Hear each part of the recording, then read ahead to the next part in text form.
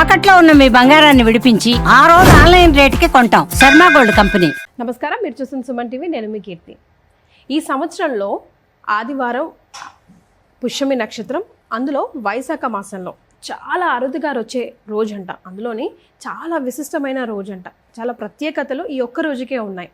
అయితే ఈరోజు మరి ఎలాంటి పూజలు చేయాలి, ఎవరెవరిని ఆరాధించాలి, ఏ వస్తువులతో ఆరాధించాలి, ఏ సమయాల్లో ఆరాధించాలి, ఎందుకు ఆరాధించాలి, తద్వారా మనందరికీ లభించే ఫలితం చాలా చాలా అరుదుగా వచ్చే ఈ రోజుని సద్వినియోగం చేసుకుంటే అనంతంగా ఫలితం లభిస్తుంది అంటున్నారు ప్రముఖ ఆస్ట్రాలజర్ బ్రహ్మశ్రీ నందిబట్ల శ్రీహరి శర్మ గురుగారు. స్వయాన వారే మనతో పాటు ఉన్నారు కాబట్టి గురుగారిని అడిగి తెలుసుకుందాం. నమస్తే గురుగారు. వాగర్థావివ సంపృక్తౌ వాగర్థ ప్రతిపత్తయే జగతః పితరౌ వందే పార్వతీ పరమేశ్వరౌ. ఆదిత్యాయ చ సోమాయ మంగళాయ బుధాయ చ గురుశుక్రశనిభ్యశ్చ రాహవే కేతవే నమః. శృంగేరి జగద్గురు పీఠాధిపతులకి, కంచి పీఠాధిపతులకి నమస్కారములు తెలియజేసుకుంటూ కార్యక్రమాన్ని ప్రారంభిద్దాం. గురుగారు, నేను ఎక్కడో చదివాను, విన్నాను, మనం డిస్కషన్ చేసుకున్నప్పుడు కూడా చాలాసార్లు మీరు అన్నారు వైశాఖ మాసంలో ఒక ప్రత్యేకమైన రోజు, చాలా అరుదుగా ఈ సంవత్సరానికి అరుదైన రోజు రాబోతోంది. అదేంటి అంటే ఆదివారం పుష్యమి నక్షత్రంతో కూడుకుందని. ఈరోజు మరి మేమంతా సద్వినియోగం చేసుకోవాలంటే ఎలాంటి దేవత ఆరాధన చేయాలి, ఎప్పుడు చేయాలి, ఎందుకు చేయాలి, ఎలాంటి వాళ్ళు చేయాలి గురుగారు? ఎలాంటి వాళ్ళు ఇన్ ద సెన్స్ అంటే రకరకాల కష్టాలు, ఈతి బాధలు ఉంటూ ఉంటాయి కదా. కొంతమందికి పిల్లలు లేకపోవడం, కొంతమందికి ఉద్యోగాలు లేకపోవడం, కొంతమందికి పెళ్ళిళ్ళు కాకపోవడం, అప్పుల బాధ తీరడం.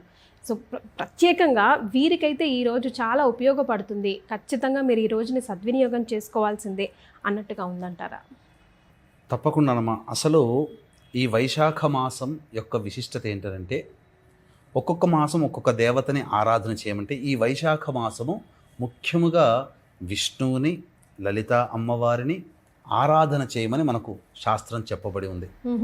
ఇక గమనించుకున్నట్లయితే ఈ వైశాఖ మాసంలో చేసేటువంటి దానాలు అనంతమైనటువంటి పుణ్య ఫలితాలు ఇస్తాయి. ఎందుకనంటే ఈ భూమి మీద ప్రతి మానవుడు కూడా ఎండవేడితో చాలా కష్టాలు పడుతుంటాడు. మనిషికి కావాల్సింది ఏంది? ఇంత కూడు, కట్టుకోవడానికి గుడ్డ, ఉండడానికి ఒక ఇల్లు. అంటే ఏంటి? మంచి భోజనము, అలాగే మంచి వస్త్రము, అంటే ఎండ వేడి నుంచి కాపాడగలిగేటువంటిది వస్త్రము, అలాగే ఆచ్ఛాదనం, చల్లటి స్థితి ఉండేటువంటి నీడని, ఇవన్నీ కలిగించేటువంటి ఎవరైతే దానము చేస్తారో వాళ్ళకందరికీ కూడా విష్ణు యొక్క అనుగ్రహం కలగడం, తద్వారా అన్ని విధాల సుఖ సౌఖ్యాలు కలుగుతాయి. అంటే శాస్త్రంలో ఏదో లక్షల కొద్ది, కోట్ల కొద్ది, వేల కొలది పెట్టి దానం చేయమని ఎక్కడా చెప్పబడలేదు. చాలా సులువైనటువంటి దానములు చేయమన్నది.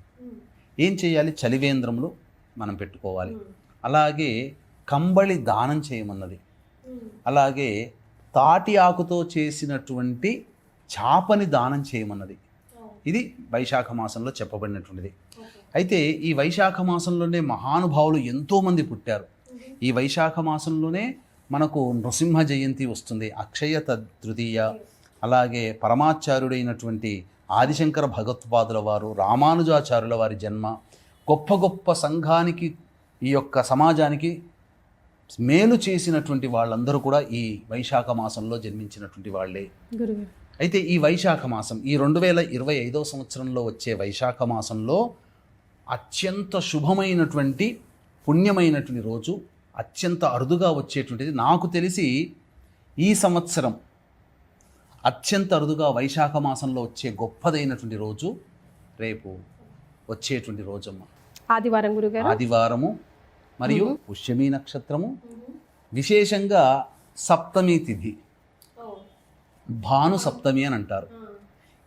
ఈ యొక్క తిథిని పురస్కరించుకొని కొన్ని పరిహారాలు గనక మానవుడు గనక చేసుకుంటే తప్పకుండా ఎంతో గొప్పదైనటువంటి పుణ్య ఫలితం కలుగుతుంది. అంటే ఎందుకు చెప్తున్నానంటేనమ్మా, అతి శీఘ్రంగా ఫలితాలు ఇచ్చేటువంటి నక్షత్రాలలో పుష్యమి నక్షత్రం చాలా గొప్పది. దేవతా గణానికి సంబంధించినటువంటి నక్షత్రము. మరియు పుష్యమి నక్షత్రానికి భగవానుడు శని అయితే దేవత బృహస్పతి. అందుకనే పుష్యమి నక్షత్రానికి ప్రారంభం ఓం బృహస్పతిర్నః పరిపాతు పశ్చాత్, బృహస్పతి అనే నామంతో ఈ యొక్క పుష్యమి నక్షత్రం ప్రారంభమవుతుంది. ఈ పుష్యమి నక్షత్రానికి ఉన్నటువంటి గొప్ప విశిష్టత ఏంటంటే పోషించేది. అంటే ఒక తల్లి, ఒక తండ్రి, ఒక రాజు కన్నబిడ్డలుగా ఎలా అయితే ప్రజలని, తన సంతానాన్ని తల్లిదండ్రులు ఎలా పోషిస్తారో, ఈ పుష్యమి నక్షత్రంలో చేపట్టినటువంటి కార్యక్రమాల ద్వారా ఈ నక్షత్రానికి దేవత అయినటువంటి బృహస్పతి ఆ విధంగా ఆ కార్యక్రమాలు చేపట్టినటువంటి పనులన్నీ కూడాను సజావుగా పూర్తి చేస్తాడు. విస్తరించడం గురుగారు, స్ప్రెడ్డింగ్ సజావుగా పూర్తి చేస్తాడు, పోషింపబడతాడు. అంటే ఆ పనిని పూర్తిగా కంప్లీట్ చేస్తాడు అని అర్థం. గురుగారు, ఇప్పుడు పుష్యమి నక్షత్రం అనగానే జనరల్గా ఇప్పుడు మీరు చెప్పారు లలిత అమ్మవారు అండ్ విష్ణుమూర్తి, కానీ మీరు కూడా చాలా సందర్భాల్లో పుష్యమి నక్షత్రం ముఖ్యంగా వచ్చినప్పుడు రావి చెట్టుకి ప్రదక్షిణలు కానివ్వండి, లేదా ఆరాధన చేయడం కానివ్వండి, చక్కెర పోయడం కానీ, పాలు ఎందుకు ఆ లింక్ ఏంటి గురుగారు రావి చెట్టుకి పుష్యమి నక్షత్రం? అంటే ప్రధానంగా రావి చెట్టు అనేటువంటిది త్రిమూర్తుల స్వరూపముగా చెప్పబడి ఉంది. కాబట్టి విష్ణువుని పూజించే వాళ్ళైనా, ఈశ్వరుని పూజించే వాళ్ళైనా, లలిత అమ్మవారిని పూజించే వాళ్ళైనా రావి చెట్టు దగ్గర గనక చేసినటువంటి పూజ సత్ఫలితాలను ఇస్తుంది. ఇటువంటి ఆదివారము పుష్యమి నక్షత్రము రావడం చాలా అరుదు. పుష్యార్క యోగము అంటారు. ఈ ఆదివారము రవికి సంబంధించినటువంటిది. తర్వాత ఆ సప్తమి తిథి కూడా ఉండడం చాలా గొప్పది. కాబట్టి ఈ రోజున చేసేటువంటి పూజ కానీ, జపం కానీ రావి చెట్టు దగ్గర చేసిన, రావి చెట్టు చుట్టూ నారాయణాయ నమః అంటూ 27 ప్రదక్షిణలు చేసిన, లేదా శివనామ జపం చేసుకుంటూ శివాయ నమః అంటూ 27 ప్రదక్షిణలు చేసి శివాష్టోత్తరమో, లలితా సహస్రనామమో, లేకపోతే ఈ సంబంధించినటువంటి విష్ణు సహస్రనామము గనక పారాయణం చేసినట్లయితే అనంతమైనటువంటి ఫలితాన్ని కలుగజేస్తుంది. ముఖ్యంగా ఈరోజు చేసేటువంటి పని అతి శీఘ్రంగా నెరవేరుతుంది. వీక్షించేటువంటి సుమన్ టీవీ ప్రేక్షకులు కూడా ఏ సమస్య అనుకున్న సంకల్పం మీ మనస్సులో అనుకుంటే ఆ సమస్య తీరిపోవాలి అని అంటే ఈ రోజున ఇప్పుడు చెప్పబోయేటువంటి పరిహారము చాలా చిన్నగానైనా కానీ చేయవచ్చు. అంటే మనకు సమయం ఇక్కడ చాలా ప్రధానమమ్మ. మీరు ఇంతకుముందు అడిగారు ఏ సమయంలో చేయాలి అని చెప్పి. అమ్మవారి ఆరాధన కానీ, అయ్యవారి ఆరాధన కానీ విశేషమైన సమయం అంటూ ఉందా గురుగారు ఈరోజు? ఎందుకనంటే ప్రధానంగా సప్తమి తిథి ఉదయం 7:20 వరకు ఉంది. పుష్యమి నక్షత్రం 9:50 వరకు ఉంది. కాబట్టి ఈ లోపలనే మనం పూజ చేయాలి. పైగా మేషలగ్నము, చరలగ్నము అంటే చేపట్టినటువంటి పని చక చక చక చక సాగిపోవాలి. ఓకే, అంటే ఈరోజు ఏదైనా మంచి పనులను ప్రారంభించండి అంటున్నారా? ప్రారంభించినా మంచిదే. వైశాఖ మాసము శుద్ధము అనగా శుద్ధము మరియు సప్తమి తిథి పుష్యమి నక్షత్రం ఉండడం, అనుకున్నటువంటి పని పూర్తి తొందరగా అయిపోవాలనుకునేటువంటి వాళ్ళు ఉదయమే సూర్యోదయం 5:54 ప్రారంభమవుతుంది. కాబట్టి సూర్యోదయానికి ముందే లేచి కాలకృత్యాదులన్నీ తీర్చుకొని 5:54 కల్లా విష్ణు ఆరాధన చేయండి. ఎలా? విష్ణు ఆరాధన అన్నప్పుడు చక్కగా ఉదయిస్తున్నటువంటి సూర్యుడికి నమస్కారం చేసి సూర్యాష్టకం 6 సార్లు చదివి 11 సార్లు సూర్యునికి అర్ఘ్యం ఇచ్చిన తర్వాత ఇంట్లోనైనా కానీ లేదా తులసి చెట్టు దగ్గరనైనా కానీ ఆవు నేతితో దీపారాధన చేసి విష్ణు సహస్రనామ పారాయణం చేయడం, ఈ విధంగా చేయాలి. ఈ విధంగా చేసినటువంటి వాళ్ళకి విష్ణు అనుగ్రహం వలన చేపట్టినటువంటి పని తొందరగా అవుతుంది. ఈ రోజున ఇంకొక విశేషం ఏంటంటేనమ్మా, చాలామంది ఈ యొక్క శ్వేతార్క గణపతిని పూజ చేస్తారు. కాబట్టి శ్వేతార్కం అంటే దాదాపుగా 25 సంవత్సరాలు వయసున్నటువంటి వృక్షంలో ఆటోమేటిక్గా గణపతి ఆకారంతో తయారవుతుంది. ఇప్పుడు మార్కెట్లో దొరికి అమ్మేటివి ఏవి కూడాను సరైనటువంటివి కావు. కాబట్టి ముందు రోజే వెళ్ళి సాయంకాలం కల్లా సూర్యాస్తమయం కన్నా ముందు రోజు వెళ్ళి ఆ జిల్లేడు చెట్టుకి నమస్కారం చేసుకొని జిల్లేడు యొక్క కాండమును కానీ వీలైతే దొరికితే వేరుడు కానీ తెచ్చుకొని చక్కగా శుభ్రపరిచి ఉదయం సమయంలో ఉదయిస్తున్నటువంటి సూర్యునికి సంబంధించి ఒక్కసారి ఆచ్ఛాదన చూపించి అప్పుడు ఇంట్లో ఆ కాండానికి కానీ ఆ వేరుకి కానీ చక్కగా పూజా మందిరంలో పెట్టుకొని జిల్లేడు ఒత్తులతో 5 ఒత్తులతో దొరుకుతాయా గురుగారు? షాపులో దొరుకుతాయి. జిల్లేడు ఒత్తులని విప్ప నూనెలో వేసి 5 ఒత్తులతో దీపారాధన చేసి గణపతికి మూలమంత్ర జపం, దాని ముందు ఎదురుగా కూర్చొని గణపతి మూలమంత్ర జపం ఓం గం గణపతయే నమః, ఓం గం గణపతయే నమః అనాలా గురుగారు? గణాధిపతయే నమః అనాలా? ఓం గం గణపతయే నమః అంటే చాలు. ఈ విధంగా 1008 సార్లు చేసి చక్కగా జపం చేసి మనస్సులో ఓం గం గణపతయే నమః అనుకుంటూ ఆవు పాలతో చక్కగా అభిషేకం ఆ వేరుకు కానీ లేకపోతే కాండానికి కానీ చేసి తదనంతరం ఆ ఇంట్లో స్థిర లగ్నం ఎప్పటి నుంచి 6:30 నుంచి 8:30 వరకు ఉంటుంది వృషభ లగ్నం. కానీ 7:20 వరకు మాత్రమే సప్తమి తిథి ఉన్నటువంటి కారణం చేత అప్పుడు మీరు ఆ సమయంలో 7:20 లోపల 6:30 నుంచి 7:20 లోపల ఈ సంబంధించినటువంటి చెప్పబడినటువంటి వినాయకుడి సంబంధించినటువంటి శ్వేతార్కం ఉంది కదా, ఆ పూజ అప్పుడు చేసుకోవాలి. చేసుకొని ఇంట్లో పూజా మందిరంలో కానీ పెట్టినట్లయితే ఆ గణపతి స్థిరంగా ఆ ఇంట్లో ఉంటాడు. అంటే చరలగ్నంలో సంపాదించి పెట్టుకొని తెచ్చుకున్నటువంటిది మూలమంత్ర జపం అప్పుడు చేసి 5:54 నుంచి 6:34 వరకు ఓం గం గణపతయే నమః అనేటువంటి నామాన్ని జపం చేసి అప్పుడు 6:30 నుంచి 7:20 మధ్యకాలంలో ఆ వేరుకి ఆ శ్వేతార్క అనగా జిల్లేడు చెట్టు తెల్ల జిల్లేడు కూడా కాదు, తెల్ల జిల్లేడు వేరుకు కానీ కాండానికి కానీ పూజ చేసి, లేదా శ్వేతార్క గణపతి దొరికితే ఆ గణపతికైనా కానీ అభిషేకము పూజ అర్చన చేసి 7:20 లోపల పూజా మందిరంలో స్థాపితం కనుక చేసుకుంటే ఆ ఇంట్లో లక్ష్మీదేవి స్థిరంగా ఉంటుంది.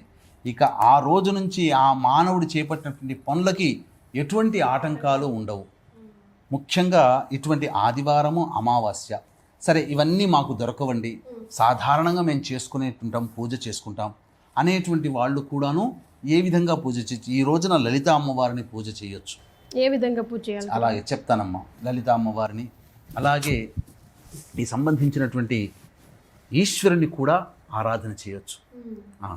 వీక్షించేటువంటి ప్రేక్షకులకి గమనిక, ఈ యొక్క వైశాఖ పౌర్ణమి పితృదేవతలకి మోక్షాన్ని ప్రసాదించేది.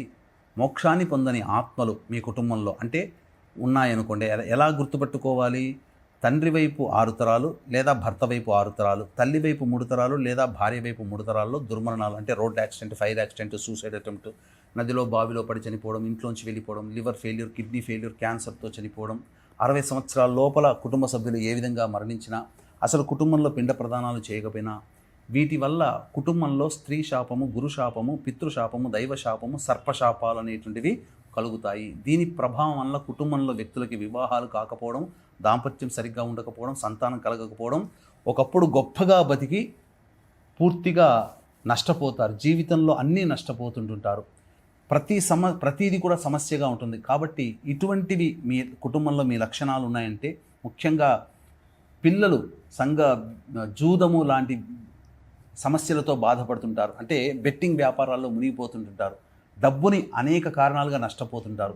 ఇటువంటి సమస్యలు కనుక ఉంటే అవి సమస్యల నివారణకి వైశాఖ పౌర్ణమి సందర్భంగా ఈ యొక్క పితృదోషము, స్త్రీ శాపము, గురు శాపము, దైవశాపం, సర్పశాప నివృత్తికి పూజ హోమాది కార్యక్రమాలన్నింటినీ జరిపించడం జరుగుతుంది. 10వ తారీఖు లోపల మీరు నమోదు చేసుకోవచ్చు. ఇప్పుడు ప్రతి వృత్తిలో మంచి చెడు ఉన్నట్టుగానే ఈ యొక్క పూజల పేరిట చాలామంది అంటే ఉన్నవే 27 నక్షత్రాలు. ఆ 27 నక్షత్రాల్లో కొన్ని నక్షత్రాల్లో పుడితే నక్షత్ర జనన దోషము, నక్షత్ర జనన శాంతి చేయించుకోవాలి. కానీ ఈ ఉన్న 27 నక్షత్రాల్లో 19 నక్షత్రాల్లో పుట్టడం వల్ల స్త్రీ శాపము, పితృశాపాలు, సర్పశాపాలు ఉంటున్నాయని చెప్పి భయభ్రాంతులకి గురి చేస్తున్నారు. పైగా ఈ పూజ 3 నుంచి 4 గంటలు జరపాల్సినటువంటి పూజ నామమాత్రముగా పురాణోక్తముగా ఒక్క బ్రాహ్మణుని పెట్టి 45 లేదా 1 గంటలో ఆ పూజ చేయించి మమ అనిపిస్తున్నారు. కాబట్టి మోసం చేసేవాళ్ళు ఎంతమంది ఎప్పుడూ ఉన్నప్పటికీ కూడా మోసపోకుండా ఉండడమే మన కర్తవ్యం. కాబట్టి నిజాయితీగా జరిపించేటువంటి కార్యక్రమంలో 2013 నుంచి ఈ కార్యక్రమాలు జరిపిస్తున్నాం. అవకాశం ఉన్న వాళ్ళు కార్యక్రమ తదనంతరం కాంటాక్ట్ చేసి అటువంటి 19 నక్షత్రాల్లో పుడితే దోషమని చెప్పి భయభ్రాంతులకు గురి చేసే వాళ్ళ బారిన పడకుండా చక్కగా చెప్పిన లక్షణాలు ఉంటే అది నిజమని నమ్మి కార్యక్రమంలో పాల్గొనే ప్రయత్నం చేయండి. 12వ తారీఖు రోజున పౌర్ణమి రోజున చేసి సముద్ర స్నానం చేయడం ద్వారా పితృదోషాలు తొలగిపోతాయి. ఇక లలిత అమ్మవారికి సంబంధించింది చెప్పాం కదమ్మా. ఉదయమే కాలకృత్యాదులు తీర్చుకొని 5:54 సూర్యోదయం అవుతుంది. ఆ సూర్యోదయం సమయంలో లలిత అమ్మవారి చిత్రపటానికి వేసి ఎర్ర జిల్లేడు లేదా తెల్ల జిల్లేడు దొరికితే చాలా మంచిది. తెల్ల జిల్లేడు పూలమాలని అమ్మవారికి వేసి లలితా సహస్రనామ పారాయణం చేసి పులగం నైవేద్యంగా పెట్టాలి. ఓకే. విష్ణువుకి సంబంధించి తులసీమాల వేసి విష్ణు సహస్రనామ పారాయణం, ఈశ్వరుడికి సంబంధించి నైవేద్యం ఏం పెట్టాలి? చెప్తానమ్మా. తెల్ల జిల్లేడు పూల ఈశ్వరుడికి వేసి అప్పుడు ఈ యొక్క శివ సహస్రనామ పారాయణం చేయాలి. అన్నిటికంటే ముఖ్యంగా గమనించాల్సినటువంటి అంశం ఏంటంటే ఈ యొక్క పూజ చేసేటప్పుడు అర్చన చేస్తారు కదా, ఈ అర్చన చేసేటప్పుడు విశేషంగా ఈ వైశాఖ మాసంలో ఏ దేవత ఆరాధన చేసినా దవనము, మరుమము ఇవి రెండు దొరుకుతాయి. మరుమం అంటే దొరుకుతుందమ్మా విడివిడిగా మనకు. ఇప్పుడు చెప్పాలి అంటే ఎక్కడ పూజా సామాగ్రిలో దొరుకుతుంది, కానీ చాలా రేరుగా దొరుకుతుంది. ఎందుకంటే నేను ఈ మధ్యనే దవనంతో కూడా ఇంట్లో ఒక పూజ చేయడం జరిగింది.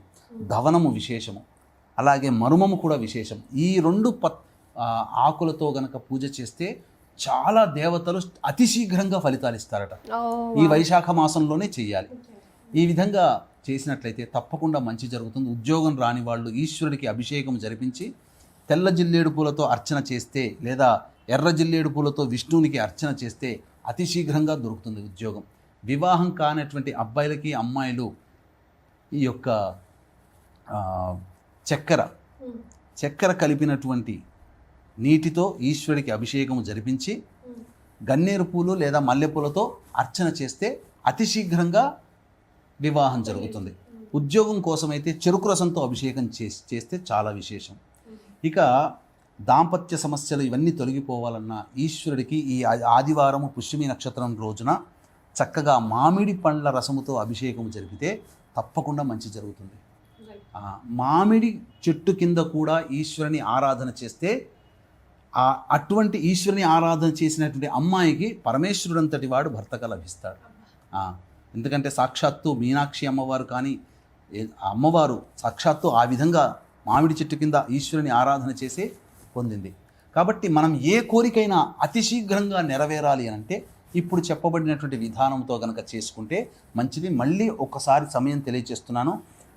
సప్తమి తిథి ఉదయం 7:20 వరకు ఉంది. పుష్యమి నక్షత్రం 9:56 వరకు ఉంది. కాబట్టి 5:54 నుంచి 6:30 వరకు చరలగ్నము. కాబట్టి మీరు ఏ దేవత ఆరాధన చేయాలనుకుంటున్నారో ఆ దేవతా చిత్రపటానికి పూలమాల వేసి ఆ దేవత ఆరాధన చేసి చక్కగా అభిషేకము, పూజ ఇవన్నీ కూడా అనగా నామజపం చేసి స్థిర లగ్నము, వృషభ లగ్నము 6:30 నుంచి 8:30 వరకు. అయితే 7:20 వరకు సప్తమి తిథి ఉంది. కాబట్టి ఉదయం 6:30 నుంచి 7:20 మధ్యకాలంలో పూజ జపము చేసి నైవేద్యం పెట్టండి. స్థిర లగ్నం చేయడం వల్ల మీ కోరిక అతి శీఘ్రంగా నెరవేరుతుంది అని చెప్పడంలో సందేహం లేదు. రైట్. సో విన్నారు కదా, ఈ వైశాఖ మాసంలోనే అత్యంత ప్రత్యేకమైన రోజు ఆదివారం పుష్యమి నక్షత్రంలో, అది కూడా భాను సప్తమి రోజు రావడం. ఈ రోజుని ఏ విధంగా మనం సద్వినియోగం చేసుకుంటే అతి శీఘ్రంగా మన కోరికలు ఫలిస్తాయి అన్నది గురుగారు చాలా కులంకుశంగా చెప్పారు. తప్పకుండా ఈ రోజుని సద్వినియోగం చేసుకోండి. అలాగేనమ్మా, ఈ రోజున కటింగ్ చేయకూడదు, మాంసాహారము, మద్యపానము, ధూమపానం చేయకూడదు, బ్రహ్మచర్య వ్రతాన్ని ఆచరించాలి, దాంపత్యం పనికిరాదు, ఇనుప వస్తువులు కొనకూడదు, శనికి సంబంధించినటువంటి వస్తువులు ఏవి కూడా అనగా నూనెని రాసుకోవడము అనేటువంటివి చేయకూడదు. సో అసలు నూనె కొనుగోలు కూడా పనికిరాదు. నూనె, ఐరన్ కి సంబంధించినవి ఏవి కొనుగోలు కూడా చేయకూడదు. రైట్. చాలా సంతోషం గురుగారు, ధన్యవాదాలు. సర్వం శ్రీ ఉమామహేశ్వర పరబ్రహ్మార్పణమస్తు.